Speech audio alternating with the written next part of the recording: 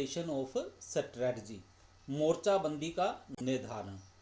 तो ये टॉपिक करने से पहले मैं आपको बता देता हूँ कि हमने जितने भी लेक्चर किए हैं, जितने भी टॉपिक किए हैं, ठीक है, उनमें मैं क्या कर रहा हूँ कि मीनिंग बता रहा हूँ, विशेषताएं बता रहा हूँ या उसकी प्रक्रिया बता रहा हूँ, लेकिन लाभ दोष नहीं बता रहा हूँ। तो लाभ दोष जो है हर एक टॉपिक के आपने खुद तैयार कर लेने हैं, ठीक है। ये लाभ दोष जो है, जैसे आप विशेषताएं देखते हो, ठीक है, या उसकी प्रक्रिया देखते हो तो उसमें से आप मीनिंग साथ में पढ़ते हो तो उसमें से आप खुद लाभ और दोष जो है इसके बना सकते हो, ठीक है। तो आज का हमारा टॉपिक है फॉर्मुलेशन ऑफ स्ट्रेटजी, मोर्चाबंदी का निर्धारण। तो इसका पहला स्टेप जो है वो है नॉलेज ऑफ ऑब्जेक्टिव्स, उद्देश्यों की जानकारी। मोर्चाबंदी निर्धारित करते समय सबसे पहले संस्था के उद्देश्यों की जानकारी होनी चाहिए, क्योंकि उद्देश्यों की सीमा में रहते हुए ही मोर्चाबंदी का निर्धारण किया जाता है। Number 2, analysis of external environment. अनेक ऐसे बाहरी तत्व होते हैं, ठीक है, जो संस्था के निर्णयों को प्रभावित करते हैं। बाहरी तत्वों में राजनैतिक स्थिति, आर्थिक स्थिति, सामाजिक स्थिति, वैधानिक स्थिति, ग्राहक, पूर्तिकर्ता, जनता आदि को सम्मिलित किया जाता है। ये सभी तत्व सामूहिक रूप से व्यवसाय का बाहरी वातावरण कहलाते हैं।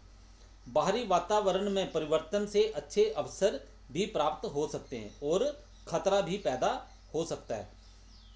बाहरी वातावरण में परिवर्तन से प्राप्त होने वाले अवसरों के उदाहरण इस प्रकार हैं: नए बाजारों का विकास, ब्याज दर में कमी, पूर्तिकर्ताओं द्वारा अधिक समय के लिए उधार सुविधा, सकारात्मक सरकारी नीतियां आदि। इसी प्रकार बाहरी वातावरण में परिवर्तन से पैदा हो सकने वाले खतरों के उदाहरण इस प्रकार है: प्रतियोगिता में वृद्धि, मांग में भारी कमी, उत्पादों का फैशन से बाहर होना, तकनीकी फैशन से बाहर होना आदि। अतः स्पष्ट है कि मोर्चाबंदी का निर्धारण करते समय व्यवसाय के बाहरी वातावरण का विश्लेषण जरूरी है, क्योंकि इससे व्यवसाय को प्राप्त हो सकने वाले अवसरों तथा खतरों की जानकारी प्राप्त होती है। तो ये जो बाहरी वातावरण जो है, इसमें जो तत्व आपको बताए जा रहे हैं, ये वो तत्व हैं जिनके ऊपर बिजनेस का अपना नियंत्रण जो होता है वो नहीं होता है, ठीक है, पर ये तत्व जो है बिजनेस को प्रभावित करते हैं। Number 3, analysis of internal environment, आंतरिक वातावरण का विश्लेषण। आंतरिक वातावरण क्या है? इसमें वो तत्व शामिल होते हैं जिनके ऊपर बिजनेस जो है अपना नियंत्रण रख सकता है, और ये तत्व जो है बिजनेस को प्रभावित करते हैं।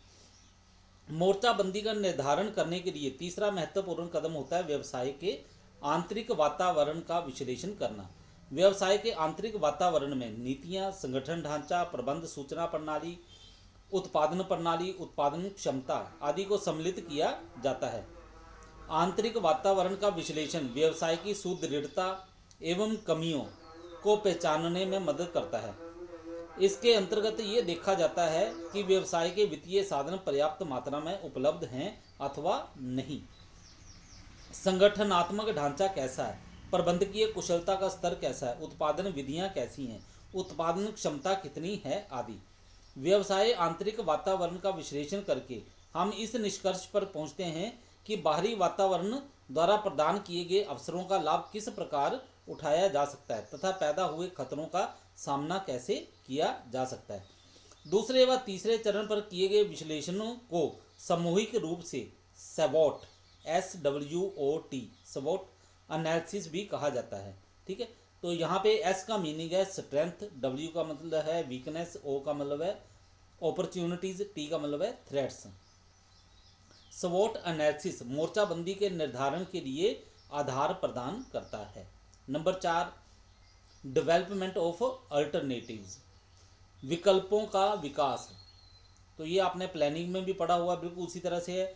व्यवसाय के बाहरी एवं आंतरिक वातावरण का विश्लेषण करने के बाद यह देखा जाता है कि व्यवसाय के संभावित समाधान क्या क्या हो सकते हैं। प्रायः SWOT एनालिसिस के दौरान ही अनेक विकल्प सामने आ जाते हैं।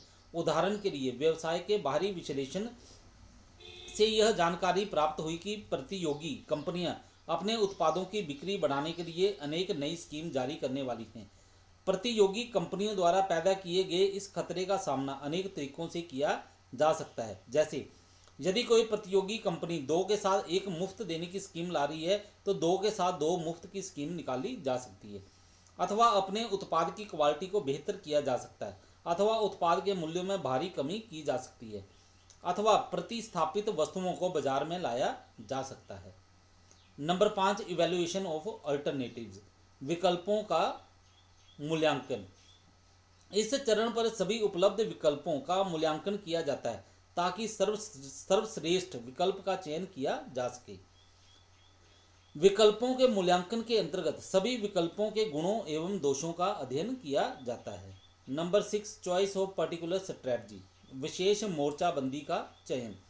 इस चरण पर यह निर्णय लिया जाता है कि विभिन्न विकल्पों में से कौन सा विकल्प सर्वाधिक बढ़िया ढंग से समस्या का समाधान कर सकता है। उस विकल्प को ही मोर्चाबंदी या कार्यनीति का नाम दिया जाता है। सबसे अंत में मोर्चाबंदी को लागू करने का निर्णय लिया जाता है।